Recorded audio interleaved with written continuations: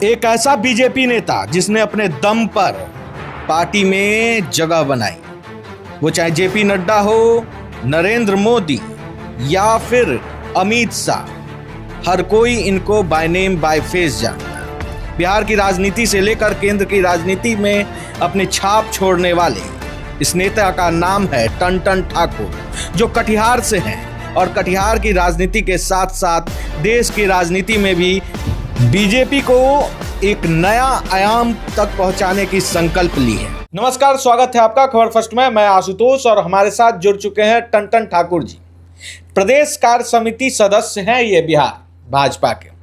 आज इनसे बात करेंगे। ऐसे मैं पहचान बता दूं आपको कि ऐसा कोई नेता नहीं है, वो चाहे आरएसएस के मोहन भागवत हो या माननीय प्रधानमंत्री नरेंद्र मोदी जी हो या अमित शाह जी हो, जेपी नड्डा हो या फिर दिलीप जायसवाल हो, बिहार का नेता हो भाजपा का या फिर केंद्र का हो, ये सबसे मिल चुके हैं, पर्सनल संबंध है और ये कटिहार के रहने वाले हैं। जी हाँ, आपने सही समझा, मेरे गृह जिला के ये नेता हैं, युवा हैं, तेज तरार हैं और बात जो रखते हैं अपनी बहुत ही बेबाक तरीके से रखते हैं, धारदार तरीके से रखते हैं। जो भी बात रखते हैं डंके की चोट पर रखते हैं। आज हम इनसे बात करेंगे और बिहार की राजनीति के साथ साथ कटिहार के फिजाओं में क्या चल रहा है, कटिहार के सभी विधानसभा क्षेत्रों के गणित को समझेंगे। बहुत सारी बातें होंगी और बहुत ही इंटरेस्टिंग होने वाला है ये पॉडकास्ट, तो देखिएगा जरूर। सबसे पहले स्वागत है आपका खबर फर्स्ट जी। बहुत बहुत धन्यवाद। खबर फर्स्ट का मैं आभार व्यक्त करता हूं कि आपने अपने व्यस्तम समय में से जो समय दिया, इसके लिए आपका आभार व्यक्त करता हूं। और आपके चैनल के माध्यम से मैं सभी दर्शकों को नवरात्रि की शुभकामना देता हूं। सर्व मंगल मांगल्ये शिवे सर्वार्थ साधके शरण्ये त्र्यंबके गौरी नारायणी नमोस्तुते। माँ भगवती को मैं प्रणाम करता हूं। आपके चैनल के माध्यम से जनता को भी मैं प्रणाम करता हूं। सवाल है और थोड़ी से तीखे सवाल होंगे मेरे। सवाल ये है कि आप युवा हैं और आपने बचपन से मतलब क्लास 10 के बाद से ही राजनीति स्टार्ट कर दी है। युवाओं को बहुत अच्छे तरीके से समझते हैं। जब युवा की बात आ जाती है तो एक इमोशन सा जुड़ जाता है। भाजपा युवा को लेकर क्या सोचती है, या फिर आप जब युवाओं को लेकर कटिहार में कोई कार्यक्रम रखते हैं या फिर जब उन पे चिंतन मनन करते हैं तो क्या सोचते हैं आप? और भाजपा क्या करना चाह रही है, भाजपा का आगे का क्या एजेंडा है युवाओं को लेकर? भारतीय जनता पार्टी समाज के सभी वर्गों के लिए समर्पित है और हमारे प्रधानमंत्री जी कहते हैं सबका साथ, सबका विकास, सबका विश्वास। ये सभी वर्ग के लिए, सभी लोगों के लिए, सभी जन के लिए हमारी सरकार समर्पित है। और नरेंद्र मोदी जी जो हमारे प्रधानमंत्री जी हैं, युवाओं को आगे लाने के लिए राजनीति में भी उन्होंने जो कहा है कि युवाओं को हम राजनीति में आगे लाएंगे जिनके परिवार में ना सांसद विधायक इस तरह का कोई लोग नहीं बने हैं। और वो समर्पित युवा अगर अच्छे ईमानदार छवि के युवा हैं तो उन्हें मैं राजनीति में आगे लाऊंगा। आज भी अगर मंत्री परिषद में भी आप देखेंगे तो कई युवा चेहरा को जगह मिला है। बिहार में भी आप देखेंगे, बिहार के मंत्री परिषद में भी आप देखेंगे तो कई युवाओं को मंत्री परिषद में जगह मिला है। ईमानदार लोगों को बढ़ाने के लिए हमारे नरेंद्र मोदी जी काफ़ी संकल्पित हैं। देखिए, नरेंद्र मोदी जी की बात कही तो सवाल आप पे भी उठ जाता है। आपके मैं अभी कटिहार घूम रहा था तो बहुत सारी बातें हुई और उसमें आपका नाम युवाओं के लिस्ट पे टॉप पे, होनहार युवाओं के लिस्ट में। पिताजी का भी बीजेपी को आगे बढ़ाने में बहुत बड़ा योगदान रहा है आपका। ऐसे कई बुजुर्ग बीजेपी के कार्यकर्ता जो हैं वो बता रहे थे। और आप काफ़ी ऊर्जावान किस्म के युवा नेता हैं, कोई भी बात रखते हैं बहुत ही सहजता से और बिना निर्विघ्न होकर रखते हैं। आज तक आपको क्यों नहीं वो पोजीशन मिल रहा है? क्योंकि देखिए, जब युवा की बात आती है तो और सभी दलों को देखिएगा, आरजेडी युवाओं पे बात कर रही है, आगे बढ़ाने की बात कर रही है, खुद जदयू, लोजपा ने कई ऐसे उम्मीदवार जो युवा हैं, पहले फर्स्ट टाइम उनको टिकट मिला और उन्होंने अच्छा परफॉर्मेंस किया। तो आपको नहीं लगता कि आपको टिकट मिलना चाहिए? देखिए, विषय जो बनती है या कोई भी निर्णय होता है, निर्णायक मंडल हमारे प्रदेश नेतृत्व और केंद्र की नेतृत्व है। केंद्रीय नेतृत्व द्वारा जो निर्णय लिया जाता है, प्रदेश नेतृत्व द्वारा जो निर्णय लिया जाता है, जिला स्तर पर फॉलो अप करके जो है उस निर्णय का यहाँ क्रियान्वयन होता है। क्योंकि जब हम बात करते हैं युवाओं को आगे बढ़ाने की, तो केंद्र, मैंने अभी आपको बताया कि केंद्र और राज्य नेतृत्व पर जो है आपकी क्षमता के अनुरूप आपको ज़रूर पार्टी आगे बढ़ाने के लिए जो है मौका देती है। केंद्र की जो हमारी नेतृत्व है वो सर्वस्पर्शी और सर्वसमावेशी है। उनके नज़र में कार्यकर्ता रहता है कि कार्यकर्ता ने क्या किया है, कार्यकर्ता संगठन के लिए क्या कर रहा है और कार्यकर्ता का चाल चरित्र कैसा है, यह हमारे केंद्र की नेतृत्व और राज्य की नेतृत्व देखती है।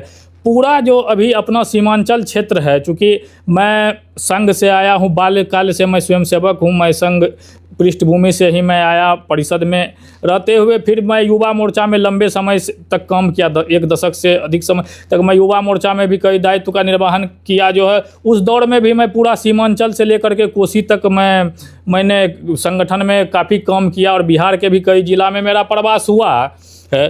संगठन के विस्तार में मैं निरंतर लगा हुआ रहता हूं और सीमांचल क्षेत्र में जो भी लोग समस्या में मुझे याद करते हैं, चाहे किसी छात्र को कहीं नामांकन करवाना हो या कभी किसी को जो है डॉक्टर वैद्य का कोई भी इस तरह का परेशानी हो, तो मैं उचित जगह पर, उचित प्लेटफॉर्म पर वो विषय को रख करके जो है मैं उसके समस्या का समाधान कराने के लिए निरंतर प्रयत्नशील रहता हूँ। आपने जो सवाल किया है टिकट के विषय पर या चुनाव के विषय पर, तो हमारी भारतीय जनता पार्टी जो है, भारतीय जनता पार्टी में एक बूथ अध्यक्ष जो है या पंचायत अध्यक्ष जिसे हम कहते हैं, वो भी चुनाव लड़ने में सक्षम है।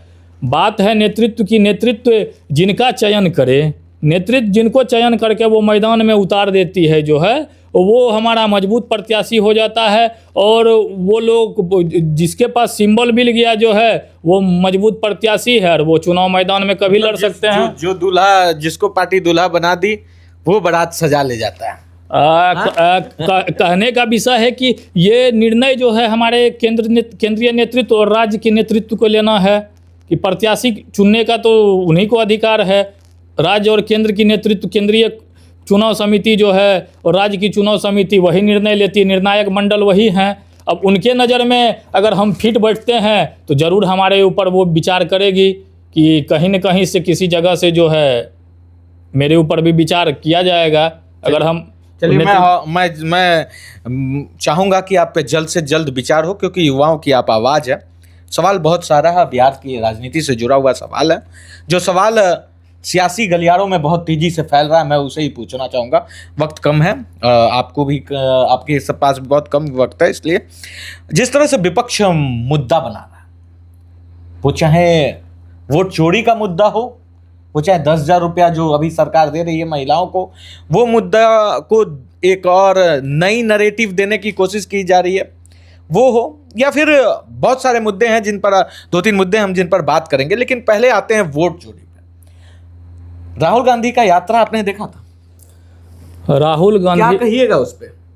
देश को विभाजन करने वाली यात्रा थी, तुष्टीकरण की यात्रा थी, छल प्रपंच भरी यात्रा थी। राहुल गांधी का जो यात्रा था वो क्षेत्र में तनाव उत्पन्न करने वाली यात्रा थी।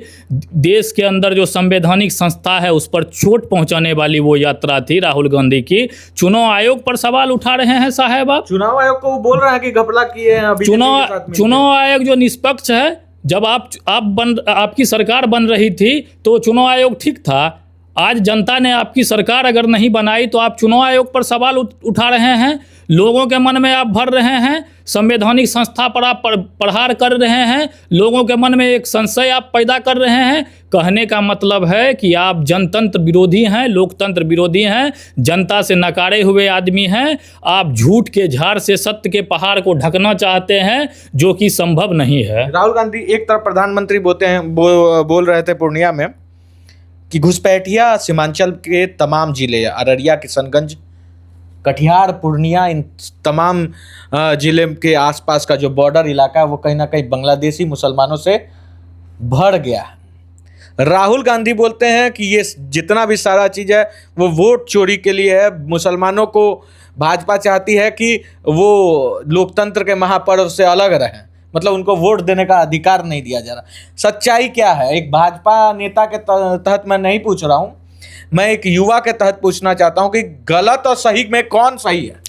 देखिए, मैं एक सामाजिक कार्यकर्ता के नाते, एक भाजपा कार्यकर्ता के नाते मैं आपको बताना चाहता हूं, लेकिन मैं चाहता हूं कि आप एक युवा के नाते भी- मैं एक युवा के नाते बताना चाहता हूं कि आप भी पढ़े लिखे आदमी हैं।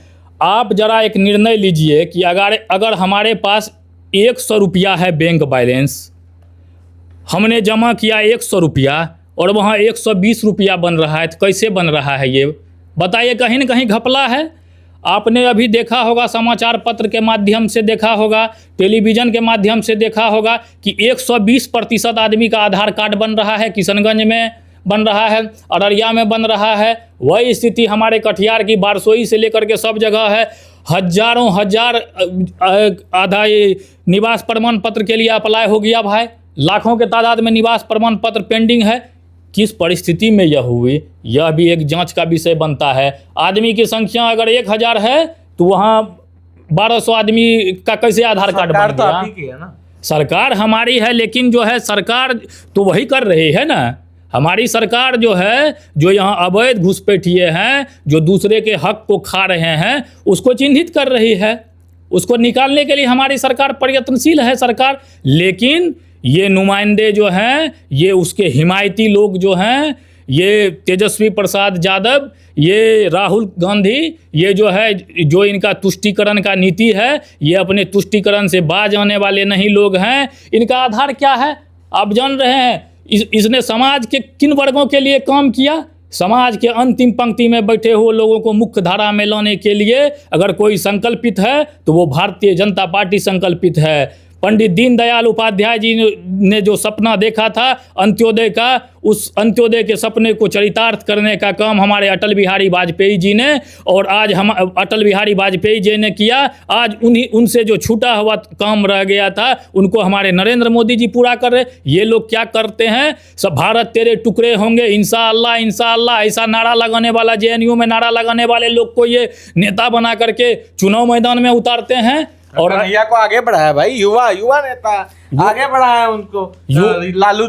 राहुल जी बोलते हैं कि कन्हैया हमारे युवा नेता, तो उनको आगे बढ़ा रहे हैं। देखिए, ये लोग का सोच जो है दोयम दर्जे का सोच है। भारत के टुकड़े करने वाले लोगों को ये आगे बढ़ाने वाले लोग हैं, और वंदे मातरम कहने वाले लोगों को ये धक्का मार करके निकालने वाले लोग हैं। ये लोग तुष्टीकरण से पोषित लोग हैं, और तुष्टीकरण की नीति ही इसका राजनीति का मूल आधार है। आप पार्टी की बात कर रहे हैं, राहुल गांधी की बात कर रहे हैं, क्या कांग्रेस पार्टी है? ये पार्टी नहीं है, ये व्यक्तिगत प्रॉपर्टी है। अगर यह पार्टी होती तो आप जवाहरलाल नेहरू से देखिए, नेहरू से देखिए, राजीव गांधी से देखिए, सोनिया गांधी देखिए, पंडित नेहरू से राजीव गांधी से सोनिया गांधी, सोनिया गांधी से फिर उनका लड़का देखिए राहुल गांधी।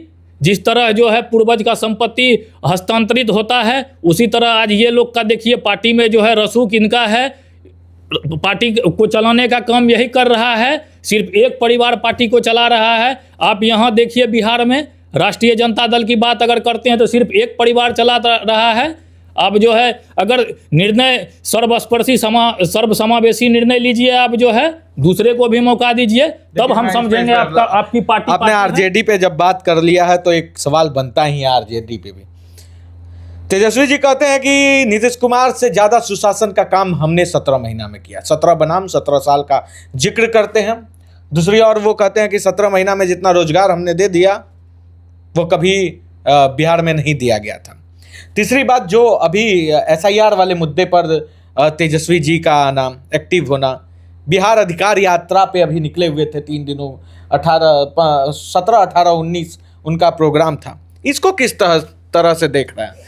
युवाओं के तो चहेते बनते जा रहे हैं ना तेजस्वी जी, या फिर जो दिख रहा है वो नहीं है?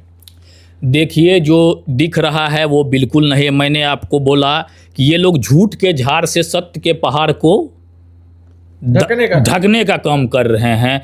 ये लोग चाह रहे हैं कि 1000 बार झूठ बोलो तो झूठ को सुनते सुनते लोग उसको सत्य समझ ले, लेकिन जनता समझ रही है। पूर्व की सरकार को भी जनता देखा है, हम लोगों को याद है, हम लोगों की वो उम्र थी, हम लोगों की याद है उनके पिताजी की जो सरकार थी, किस प्रकार की सरकार थी, शिक्षा की क्या व्यवस्था थी। जो है आप थाना पुलिस में जाइए, सुनने वाला आपका कोई नहीं है।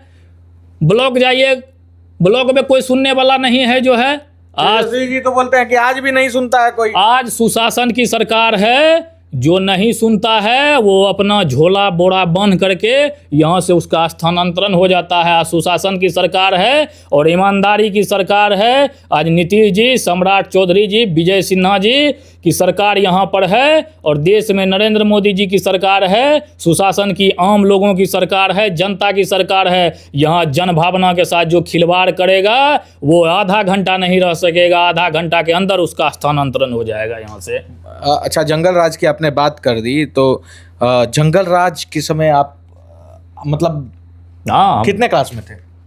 मैं 10 क्लास में था उस समय। 2005 से पहले? हाँ, मुझे याद है सब कुछ जो है। स्कूल जाते थे तो डर लगता था उस समय? देखिए, स्कूल जाने में डर नहीं लगता था। मैं कोई बात जो बोलता हूँ वो बनावटी बात नहीं बोलता हूँ।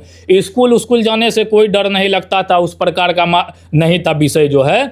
लेकिन विषय जो घर में बोला जाता था कि शाम में 7 बजे के बाद जो है भाई उधर से नहीं चलिएगा, वो रोड से नहीं चलिएगा, उधर दिक्कत हो जाएगा, उधर से नहीं चलिएगा, ये दिक्कत, ये जो समाज में एक धारणा फैली थी, आज आप रात के 2 बजे 3 बजे 4 बजे भी आप कहीं से जाइएगा, कोई आपको छूने वाला नहीं है जो है।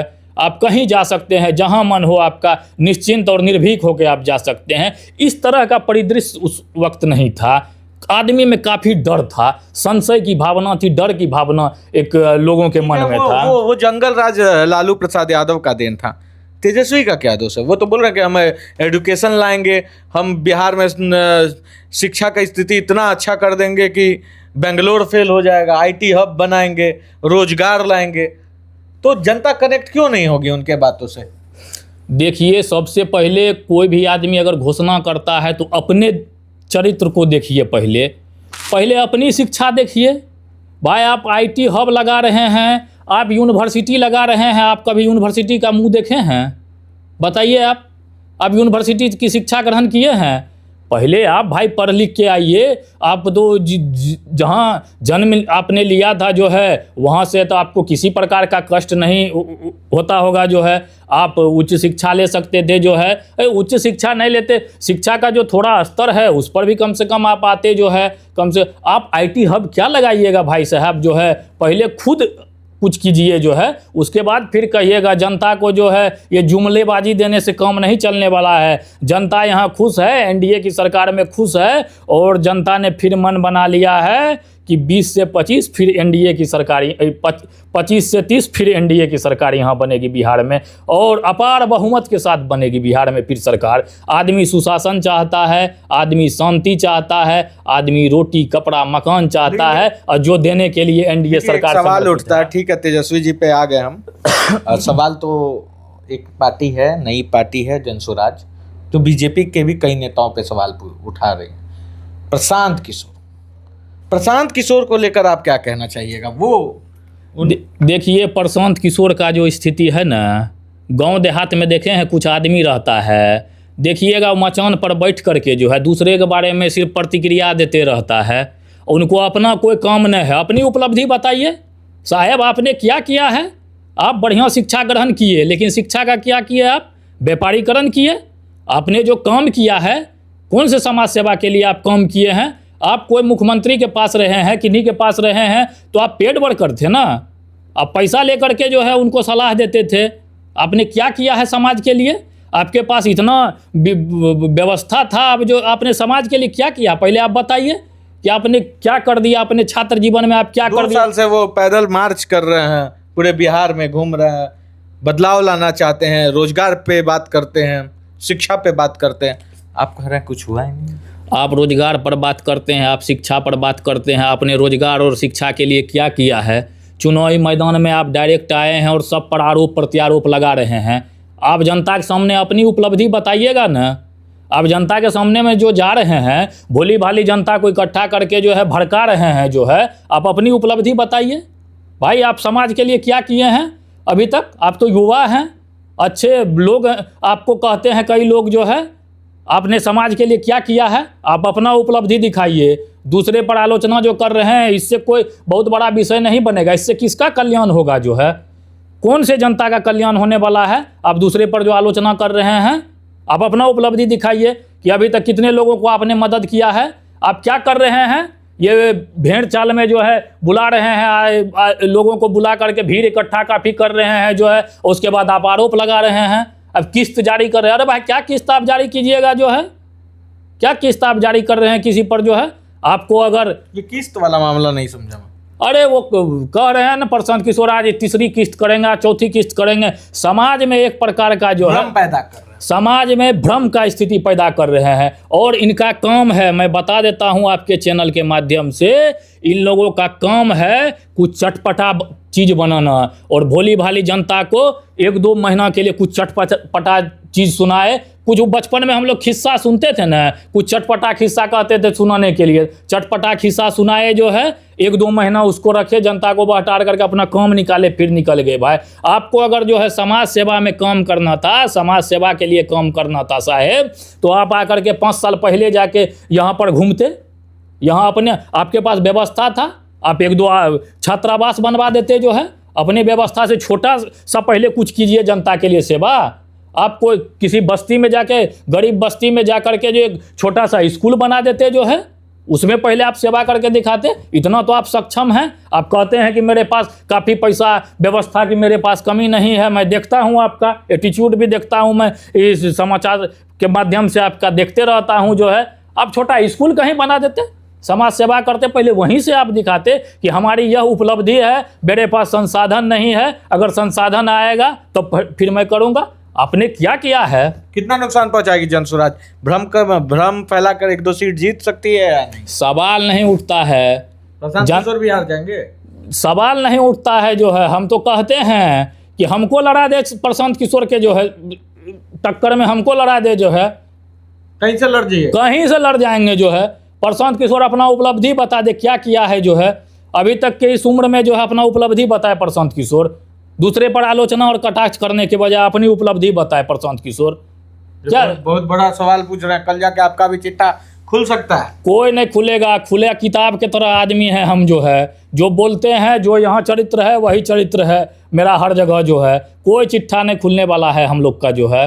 कोई बागेश्वर बाबा चिट्ठा खोलते हैं हम लोगों का, प्रशांत किशोर नेताजी लोग का ही चिट्ठा खोलते हैं। कोई चिट्ठा नहीं, मैं फिर से बोल कोई चिट्ठा नहीं खुलता है। वो भ्रम की स्थिति पैदा करते हैं, चटपटा न्यूज बना करके 2-4 दिन मीडिया में रहते हैं। उनके चिट्ठा का असर है कहीं? बताइए। फेसबुक पे चुनाव फेसबुक पर लड़ रहे हैं, जो फेस टू फेस लड़े तब ना क्षेत्र के जनता में जाए ना जो है। जहाँ कार्यक्रम करते हैं वहाँ का फोटो वीडियो डालते हैं जो है। भाई जाइए आप क्षेत्र घूमिए जो है। यहाँ चिट्ठा खोलने से कुछ नहीं होता है। यहाँ जो है हम लोग समर्पित हैं और हम लोग तदीयाय कार्याय बद्धा कटियम परम वैभवम नेतुमे तत्स्वराष्ट्रम, भारत माँ का समर्पित स्वयंसेवक हैं और भारत के उत्थान के लिए अपना कमर कसे हैं। यही तो प्रॉब्लम है, आरएसएस विचारधारा, पूरा ईमानदारी का जीवन हम लोग का है। कहीं से कोई चिट्ठा पुर्जा खोलने का कोई संभावना ही नहीं है यार, कुछ खुलेगा भी नहीं जो है। आरजेडी का तो यही प्रॉब्लम है कांग्रेस का। कांग्रेस बोलती है कि पूरा देश जो है आरएसएस विचारधारा पे चल रहा है, हिंदुत्व पे चल रहा है, और ऐसे स्थिति में मुस्लिम कम्युनिटी क्या करेगा। और इसके आड़ में वो जो बाहर से आए घुसपैठी हैं और साथ में भारत के भी मुस्लिम कम्युनिटी के लोगों को भड़का रहे हैं, तो वो सक्सेस हो रहा है ना। आज देखिए, आज इस प्रकार की स्थिति है कि घुसपैठिए किनके अधिकार का अतिक्रमण कर रहा है? जो यहाँ का वासी मुस्लिम है, जो मूल निवासी यहाँ का मुस्लिम है, उसी के अधिकार का अतिक्रमण कर रहा है। आज उनकी संख्या जो बढ़ रही है, सीमांचल से लेकर के अन्य क्षेत्रों में जो उनकी संख्या बढ़ रही है, तो वो किसके अधिकार का अतिक्रमण कर रहा है? यह तो पढ़े लिखे लोगों को सोचना होगा। और अगर उस तरह का उस समाज में अगर उस तरह के जो लोग हैं, अगर वो महागठबंधन के इस चाल चरित्र को नहीं समझेंगे, तो फिर आगे का जो रास्ता होगा वो उन लोगों से कठिन होते जाएगा। उन्हीं के अधिकार का अतिक्रमण कर रहा है ये घुसपैठिए। ये आकर के उनके संसाधन का उपभोग कर रहा है। पहचानना होगा लोगों को कि आपके संसाधन का दूसरा लोग उपयोग कर रहा है भाई। तो इसके लिए तो उन लोगों को भी आवाज़ उठानी चाहिए। मतलब मुस्लिम कम्युनिटी को भी बीजेपी के साथ आना चाहिए। एकदम। नरेंद्र मोदी जी की जो आज जो भी योजना है, कहीं मुस्लिम को अलग किया है क्या? जनधन योजना देखिए, उज्ज्वला योजना देखिए, प्रधानमंत्री आवास योजना देखिए, कहाँ मुस्लिम अलग है, कहाँ है? आज देखिए उज्ज्वला योजना में ही देखिए जो है कितना लाभार्थी है, लाभ लेने में है कोई पीछे? और उनको रोका जा रहा है क्या? मोदी जी कहते हैं सबका साथ, सबका विकास, सबका विश्वास और सबका प्रयास। सबके लिए मोदी जी की जो योजना आती है वो सबके लिए है। तो भारतीय मुसलमानों को क्यों विपक्ष डरा रही है?